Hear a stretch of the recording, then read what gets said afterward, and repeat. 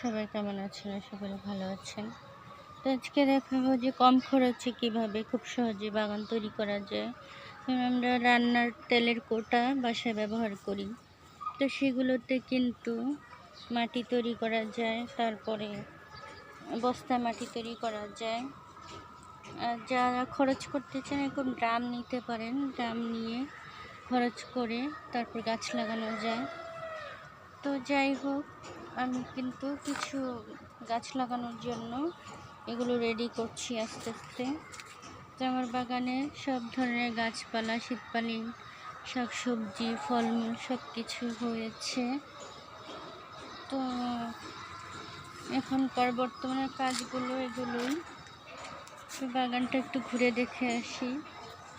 সুন্দর ধনেপাতা হয়েছে, বরবটি হয়েছে, এদিকে হচ্ছে ধুন্দুল হয়েছে, করলা হয়েছে,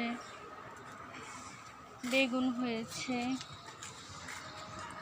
তারপরে যে ঢেঁড়স হয়েছে, তারপরে নানা রকম গাছপালা, শাকসবজি, ফলমূলের, লেবু হয়েছে, মূলা শাক, মরিচ গাছ, এই গাছটাতে লেবু ধরেছে।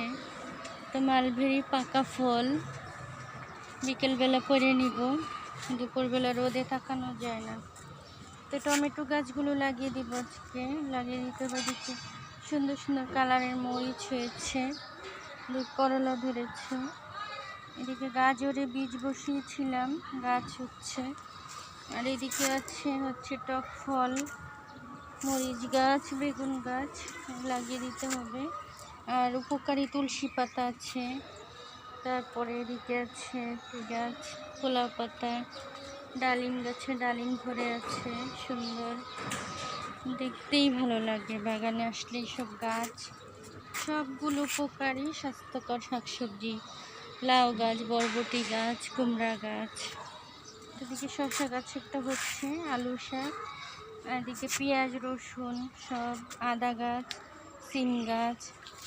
এখানে হচ্ছে কামরাঙ্গা গাছ, কামরাঙ্গাটা ভিতরে দিয়ে দিয়েছি, একটাই আছে। তো এদিকে কয়েকটা